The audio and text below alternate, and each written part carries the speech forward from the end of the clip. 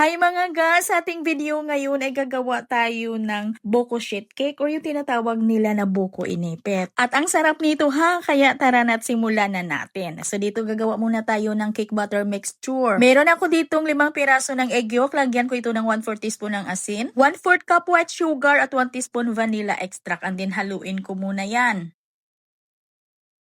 At maglagay ako dito ng 1/4 cup mantika, 1/4 cup na tubig at tunawin ko muna yung mga dry ingredients bago ako maglagay ng 1 cup na harina. Cake flour yung gamit natin dito at half teaspoon na baking powder. At haluin lang ito ng mabuti hanggang kuminis yung mixture natin at isit aside lang muna. So dito naman tayo sa ating mirang. Dito meron akong 5 piraso na egg whites at mula din ito sa large na itlog. Lagyan ng 1/2 teaspoon ng cream of tartar. Sa mga nagtatanong nito, Nitmigo brand yung ating mixer, ay ito yung paborito ko kasi magaan lang talaga at ang dali lang talaga niyang makapag-step fix ng ating mirang. At dito na yung ating asukal ay unti-unti nating yang ilagay hanggang sa maubos. Pag naubos na natin sa paglagay yung ating asukal, ibatihin lang natin yan ng mga ilan lang na minuto hanggang sa makuha natin yung medium step fix. Kung bit ninyo yung hand mixer natin mga ga, ilagay ko lang sa comment section yung link kung saan natin ito nabili. At ito na, hatiin lang muna natin yung ating mirang sa paghalo dito sa ating cake batter mixture. Haluin lang ito ng padahan-dahan until well combine yung first natin na nilagay. Pagkatapos ilagay na natin dito lahat.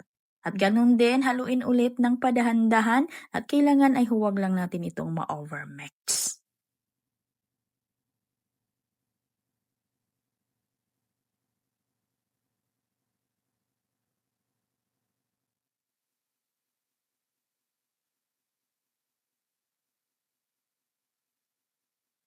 At ito na ilagay na natin to sa ating hulmahan. Gumamit ako dito ng 11/16 para hindi lang masyadong makapal yung ating sheet cake. Nilagyan ko lang ho yan ng baking paper. At kailangan lang na mainit na yung oven natin bago natin ito isalang. At ito na, naluto ko ito sa loob ng 25 minutes sa 160 degrees Celsius yung init ng aking oven.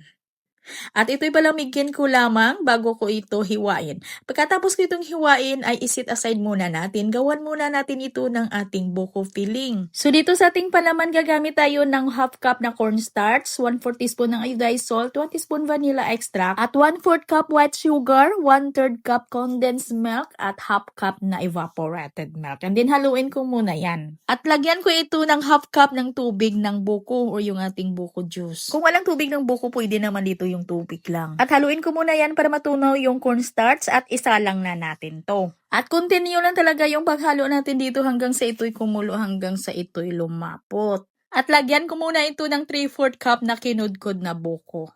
At haluin lang talaga natin yan ng diretso. Huwag lang tigilan sa paghalo para hindi din masunog yung ilalim hanggang sa lumapot ito. At ito na mga ga-okay na ito ay ipalaman na natin to sa ating mga cake sheet. At tansyahin lang natin yung paglagay ng ating palaman. Yung palaman natin dito ay sakto lang talaga dito ha. At sa paglagay dito ng palaman ay depende sa lapad ng inyong hiwa. Since na ito'y maliit lang yung hiwa ko, kaya ay konti lang yung palaman na nilagay ko para hindi din aawas. At pag nagsalansan tayo dito, dapat ay isiksik natin para talaga ay hindi siya bumuka, para kapit na kapit siya. Ayan, ang sarap nito mga ga, ha? Yung recipe natin na ito pwede talaga natin pagkakitaan at lalong pwede ito sa mga handaan. At hanggang dito lang yung ating video. Maraming salamat at bye-bye.